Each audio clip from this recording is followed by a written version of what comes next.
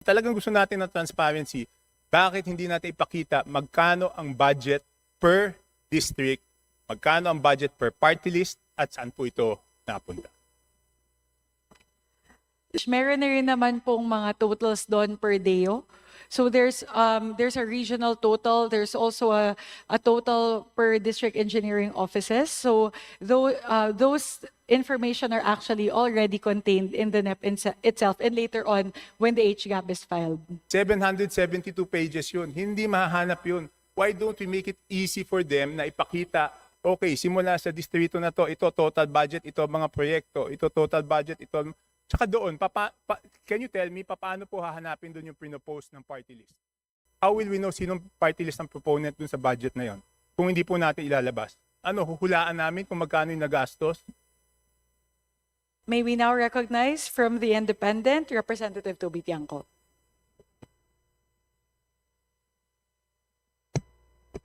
Yes, Madam Chair, members of the Committee on Appropriations. Today po, nag-present po yung ating economic team, ang kanilang plans and programs at yung mga nagawa nila for the past. Pero nakita ko po yung schedule ng ating budget briefings sa pre-plenary. Wala po doon, hindi po nakaschedule yung House of Representatives. So is there a law that exempts the House of Representatives from presenting the budget to our colleagues before it goes into plenary?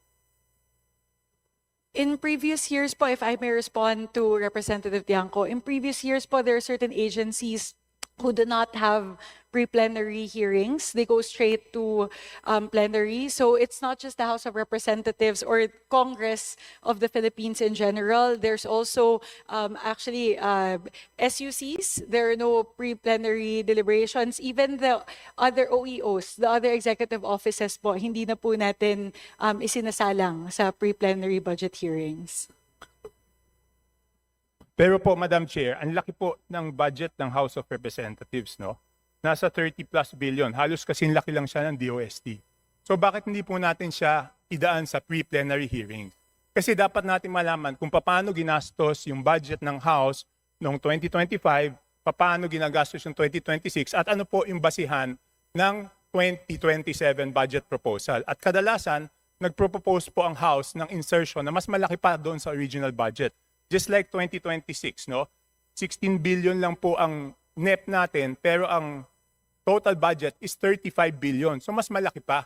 Tapos hindi man pre-present. Paano po kami magtatanong sa plenary kung hindi naman pre-present po sa budget briefing yung mga pinagkagastusan? So I would like to request, kung wala namang legal exemption o constitutional provisions that exempt the House of Representatives, we must go through exactly the same process as other departments. Dapat po ipresenta po yung budget ng House of Representatives kung wala po tayong tinatago. Definitely po, Kong Toby, definitely wala po tayong tinatago. As was the case last year, when the budget of the House was presented during plenary, tinayuan po ng isa po sa ating mga vice chairpersons, si Vice Chair Maricar Zamora, tinayuan niya po yung budget ng Congress of the Philippines, and we opened the deliberations on that. But if the request of the Honorable Tiangco is to do a pre-plenary for Congress, we will submit that to the for consideration of the House leadership, because usually naman po it's something like it's not just the Congress of the Philippines budget. As I mentioned before, there are a lot of OEOs na other executive offices na hindi na po natin dinadaan sa plenary. So we will definitely submit that for the consideration of the House leadership. Madam Chairman, why do we have to submit it? This is about transparency. This is about the budget of the House. May question na nga kung bakit MOOE natin by by certification. So bakit hindi natin ipakita kung paano ginastos? Yan lang naman ang tanong eh. Yes or no? Yes po. We are one with you, Representative Tiangco, in Ma'am, you are one with pushing me, for but you are just transparency. You're circling around the question. So I want to know bakit ayaw natin i-pre-plenary yung budget ng House of Representatives. Kong Toby, just to be very clear, we are not saying no. We are saying that this is not a decision that I can make right now. That is subject to the consideration of the House leadership. So again po, I am not saying no. Again, we've done so many reforms to promote transparency. We've done the BARC, bukas na po lahat ng mga amyenda, pinapakita po natin line by line, not just in the House, in the level of the House of Representatives, but even at the level of the Bicameral Conference Committee, pinapakita na rin po natin lahat ng amendments. So again, if this is a push towards transparency, most definitely po, we will support this, but this is not a decision that we can make at the moment. This needs to be submitted for the consideration of the House leadership. Madam Chair, you're not saying no, but you're not saying yes also. Diba? I mean, ano bang problema? What is the problem? Why don't we ask the House leadership? Nandyan man si Speaker, nandyan man si Madjo. Ba't di lang natin tanongin? Again po, I am unable to say yes or no to that question because it is not my decision to make. I would have to, again, submit this for the deliberation of the House leadership. And we will rest assured po what the assurance that I can give. If it was within my jurisdiction, I would have been able to decide right here and now. But please give us some time to submit this for the decision and deliberation of the House leadership. But that is no assurance at all. 2025 ang NEP po natin 16 billion. Nag-insert po ng 17 billion ng House. Naging 35 billion yung budget. 2026 ganun din. 17 billion ang NEP, 27 billion ang GAA. So ibig sabihin nag-insert ulit ng 10 billion. Tapos ayaw natin dumaan sa pre-plenary. So anong problema? Kong Toby, I would like to reiterate that this is not an insertion. This was deliberated in the plenary. Although there was no pre-plenary for the budget of the Congress of the Philippines, the deliberations on the budget of the Congress of the Philippines was opened up during the plenary. All members were given the opportunity to propound questions to the budget sponsor last year. So although there were no pre-plenaries for the Congress of the Philippines in the past budget hearings, meron pong pagkakataon ang lahat po ng mga miyembro na suriin yung budget ng Congress of the Philippines pagdating po ng plenary deliberation. So if again the request is to have a pre-plenary for the Congress of the Philippines budget for this year, I will most definitely po, the assurance that I can give at the moment is that I will submit it to the wisdom of the House leadership. Eh kung ganun pala, pwede naman palang sa plenary lang magtanong, bakit pa natin sila pinadadaan sa pre-plenary? Tapos tayo, ayaw natin idaan yung sarili natin sa pre-plenary. Pwede naman pala, di ba? Kung yun ang sagot niyo, kasi last year, ganun, yung House hindi dumaan sa pre-plenary, tapos silagot lahat ng tanong sa plenary. Eh bakit lahat ng departamento pinadadaan natin tapos tayo hindi? Anong pagkakaiba? Madam Chair, point of order. Go ahead, Par. Before I respond, yes, My good friend Representative Tony Toby Albano. Chanco is talking about our pre-plenary actions that we can take up amongst ourselves and not waste time with a lot of members who are ready to talk and debate issues regarding the DBCC. So, with respect to my good friend Toby Chanco, the list is so long that I don't even know if I can ask questions primarily on the national and local concerns later on with our friends who have prepared this. And this has been an ongoing practice to have the DBCC. So if this is a concern, my point of order, Madam Chair, is if it is concern about scheduling, you know, maybe we can take this up with the permission of Congressman Toby, with the leadership, and not waste the time of members and also our guests here in plenary. If that is okay, that is a point of order that I'd like to Okay, make. if it's a point of order, I will explain and I would like the chair to rule. If it's a point of order, I will not appeal. I'm just saying, kanina po sinabi 11 trillion po ang sinabmit. Binawasan po lahat ng departamento, hindi po dapat ibawas sa time ko yun. Kasi point of order po yan. Hindi po dapat ibawas sa oras ko yung sagot ko sa point of order niya dahil hindi ko po tanong yan. Okay, kanina po sinabi 11 trillion. Binawasan 7 trillion. So kaya natin pinapag-submit ang bawat departamento. Sasabihin nila, paano nila ginastos yung pera, nakabuti ba ito sa taong bayan. Yun po ang ginagawa sa pre-plenary. So paano po kami magtatanong dito sa plenaryo kung wala naman presentation ganon? Ano, huhulaan namin kung magkano yung nagastos? Anyway, I would like to request the chair to rule on the point of order. You think out of order, then just say so. Madam Chair, if I may be allowed Before I rule on the point of order, I would first like to recognize Deputy Speaker Janet Green. very quickly, Madam Chair. Unang araw po ito ng ating pre-plenary budget deliberations, and I believe the Honorable Chanco, whom we fully respect, has his point. The Honorable Chair and the Honorable Albano also have their own points. May I recommend, Madam Chair, that instead of ruling on matters that will create animosity, may I be allowed, Madam Chair, to propose the following: that the concern of the Honorable Chanco be referred to the Committee on Appropriations and be deliberated as soon as possible.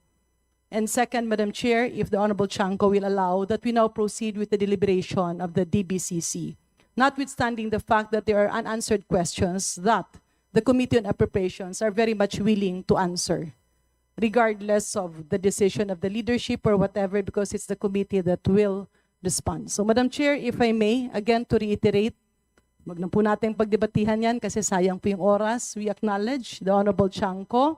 We also acknowledge the point of the Honorable Chairwoman and the Honorable Albano, one of our party leaders.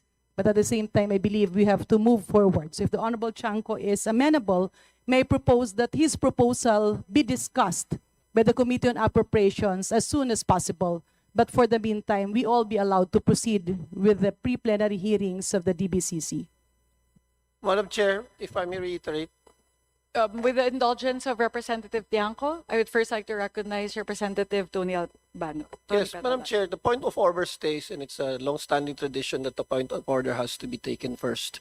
But I believe Representative Chanco has still that floor and time if he wants to use his 2 minutes or 5 minutes of his time to ask any relevant questions while the DBCCs and our guests are here.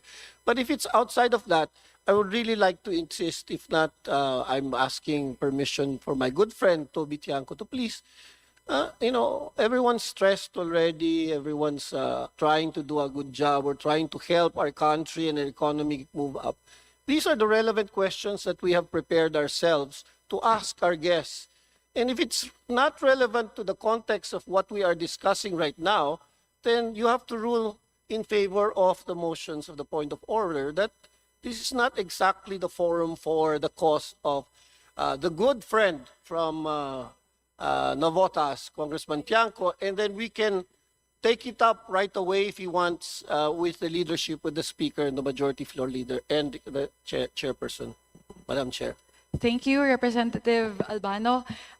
If our honorable colleague, Representative Tiangco, will be amenable to it, rather than ruling on the point of order, as proposed by Deputy Speaker Rin, this is a matter that we can take up within the Executive Committee of the Committee on Appropriations. So again, rather than take it up here during the DBCC, as I assured earlier, I give my assurance that I will raise this to the House leadership for deliberation and decision. And we will get back to you as soon as possible on the matter. Madam Chair. Yes, Yes. yes, Representative Erice. Yes, ang suggestion ko lang po, hindi lang po dapat siguro after deliberating with the Executive Committee, we should deliberate it in the plenary.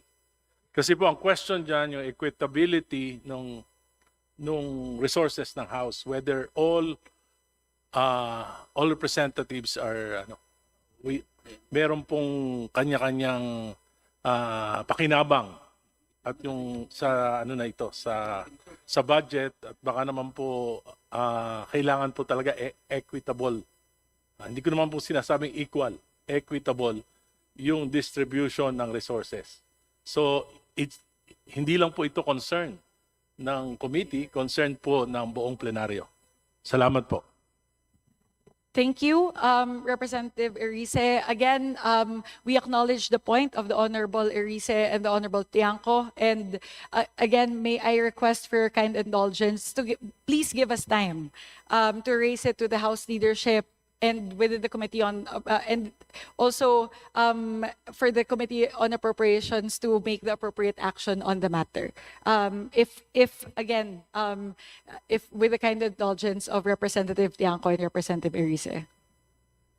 Madam Chair, the reason I brought it up today is para magkaroon ng time mag-prepare yung House. Anyway, please rule on the point of order of the Deputy.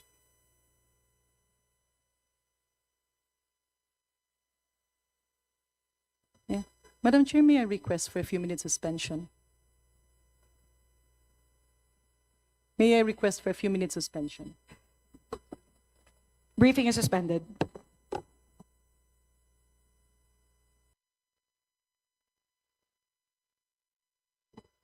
Briefing is resumed. Thank you, Madam Chair. May I be recognized? Yes, Representative Albano. In the fairness, so that we can move on, this is only a briefing anyway. I'd like to read on my motion of point of order so that we can move on and ask questions that are relevant for our society and for our district and for the national interest. Thank you, Madam Chair. Thank you very much, Representative Albano. With the point of order being withdrawn, may we now request the Honorable Tiangco to please proceed with other questions that you have for our agencies present here today. Okay. Thank you very much. Ito, Madam Chair, last year, kaya kailangan ulitin to, last year ko po ito tinanong. Nung third reading, and I even wrote you regarding this, no? Malaki po yung kontrobersya sa DPWH projects, no? I requested last year nung nag-third reading, I requested the chair na ilabas yung budget per districts at ilabas yung budgets per party list.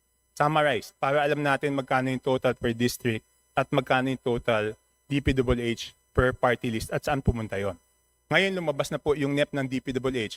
I am requesting again na sa NEP pa lang, i-post po natin sa ating website yung budgets per district para makita ng lahat yung mga budget ng DPWH per district at yung budget ng DPWH per party list at saan po ito napunta. Sasabihin ulit, hindi po ito kasama sa DBCC. Pero last year, kailan pa ako magkakaroon ng opportunity? Last year, tinanong ko yan nung third reading. Sumulat ako hanggang ngayon, walang sagot for the 2026. So palampasin na natin yung 2026. 2027, bakit hindi po natin, kung talagang gusto natin ng transparency, bakit hindi natin ipakita magkano ang budget per district, magkano ang budget per party list, at saan po ito napunta? Representative Tiangco, what is contained in the NEP? In the NEP itself, if you would look at the budget of DPWH, meron na rin naman pong mga totals doon per DEO. So there's a regional total. There's also a total per district engineering offices. So those information are actually already contained in the NEP itself and later on when the HGAB is filed. Hindi po kaya i-total yun ng ordinaryong mamamayan, Madam Chair. 772 pages yun. Hindi mahahanap yun. Why don't we make it easy for them na ipakita, okay, simula sa distrito na to, ito total budget, ito mga proyekto, ito total budget, ito. Tsaka doon, can you tell me, paano po hahanapin doon yung pinopost ng party list? How will we know sinong party list ang proponent doon sa budget na yon kung hindi po natin ilalabas?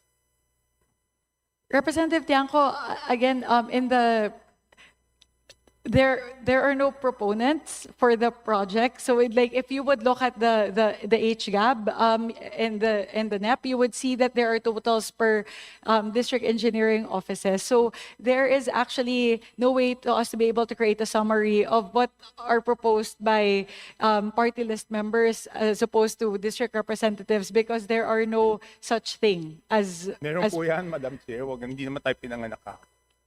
But again, po, the information that is being asked for, which would be the summary of the budget per district engineering office, per regional office, they're all contained there in the NEP, within the DPWH budget itself.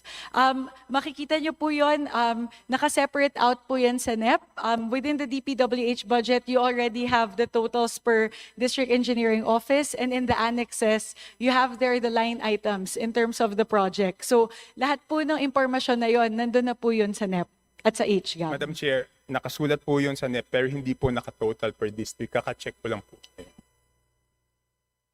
Anyway, yun lang po hinihingi ko. So, pwede bang, kasi yung DPWH budget is 772 pages.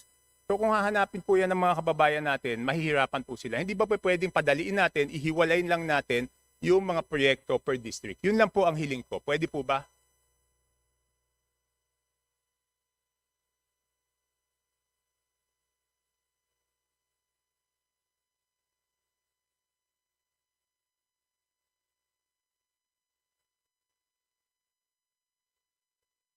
May I defer for the answer, the expert on the matter, the Vice Chairperson of the Committee on Appropriations, defending the budget of the Department of Public Works and Highways, Representative Romeo Momo, to respond to the query of the Honorable Chanco. Yes, Madam Chair, thank you. Ang totoo lang, in every DEO, mayroon tayong total budget and then mayroon ding naka-line ng mga projects, no? So, ang ibig sabihin siguro ni Honorable Chanco is yung mga nakalagay ng mga project ang ipa-scale natin, ano, i-post natin. But yung projects na yun madaling hanapin sa mga DEOs, no? DEOs natin, in fact sa mga accounts ng mga DEOs, yung mga yung Facebook accounts ng mga DEOs, nandoon naka-post yung ating mga projects. Madam Chair, hindi po para sa atin yun, para sa kababayan natin, para madali nilang makita. Hindi po para sa akin. Dahil tayo, pag hiningin natin sa DO, ibibigay. Pero may mga projects po na nasa NCR, nasa region.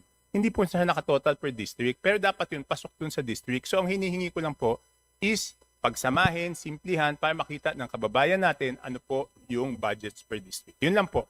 Well, I think, Madam Chair, yung pinapost naman din ng mga regional offices at saka region is not for us, congressmen, but it is for everyone, especially doon sa constituents natin, doon sa ating mga distrito. Madam Chair. Madaling ma-access po yon sa lahat ng mga DEOs, mayroon silang mga publications, actually. Madam Chair, very quick clarification with the question of Kong Chanco. Yes, given that the time of the Honorable Tiangco is up, yes, I would now like to recognize Just a very Deputy quick- Speaker Janet Garin. Quick clarification para lang pong malinawan. Hindi po kasi magkapareho ang DPWH District Engineering Office vis-a-vis sa Congressional District Office. And sometimes it's a misnomer kasi yung ibang congressional district, akala mo halos walang budget, but actually hindi kapareho nung District Engineering Office and yung Congressional District Office. So if I may, Madam Chair, may we request for purposes of answering the Honorable Chanco that he be instead furnished a total allocation on a regional basis that will be more reflective of equitable distribution if indeed it is. Madam Chair, since the Honorable Garina replied to my manifestation, can I be given a chance to reply? Yes. Go ahead, Representative Chanco. We'll give you, with the indulgence of the other House members who are listed for interpellation, may we give the Honorable Tiangco time to manifest? Would that be amendable? Okay. With the concurrence of the other House members, Honorable Tiangco, go ahead po. Madam Chair, the only reason I will manifest is because there was a reply. No? Otherwise, I would have been finished. No, yun lang nga po. It's exactly the reason why. Kasi nga iba po yung District Engineering Office, iba po yung Congressional District. Kaya nga ang sinasabi ko, palabasin kung ano yung budget per Congressional District. Kasi nga po yung per District Engineering Office does not mean na yun po yung budget sa distrito na yun. So yung sinasabi po ni Congresswoman Garin, yan po ang precise reason na gusto ko hiwalay siya per district. Yun lang po, Madam Chair. Thank you, Representative Tiangco. Thank you, Representative Garin. We will again relay this. Madam This is a Chair. matter for DPWH. Madam Chair, Yes, Representative Arisa. very brief interjection. Importante lang po. I think the DBCC can answer that question. Kasi dumadaan lahat ng budget, binabawasan nga nila yung allocation. For example, for DPWH, may mga regional, national, district allocations. So ano pong basis ng DBCC? Anong parameters in determining ano yung mga proyekto na importante in terms of need, in terms of population, in terms of land area?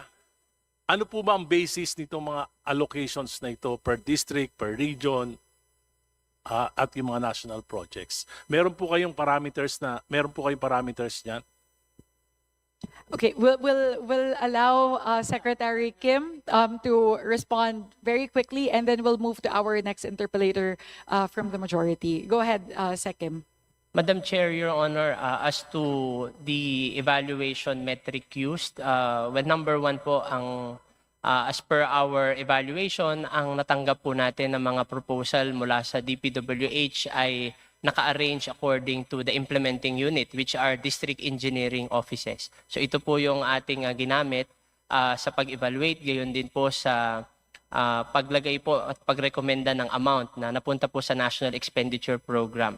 As to the requisite formula, number one po, we will defer to DPWH on a more detailed or specific formula dahil po sa level po ng DBM, pangunahin po sa aming naging evaluation yung implementation readiness ng bawat isang proposal, completeness po ng mga dokumento na magpupruweba na the projects submitted and part of the NEP are implementation ready at kompleto po yung mga dokumento mula sa project profile, program of works, gayon din po yung tamang geotagging dahil dito po nakabatay yung ating layunin na masiguro na maiwasan o mawala po yung posibilidad na maging mga ghost projects muli po yung mga proyektong nakasaad po sa NEP. So ito po yung naging pangunahin na metric na ginamit po ng DBM in evaluating the public works proposal submitted by the DPWH.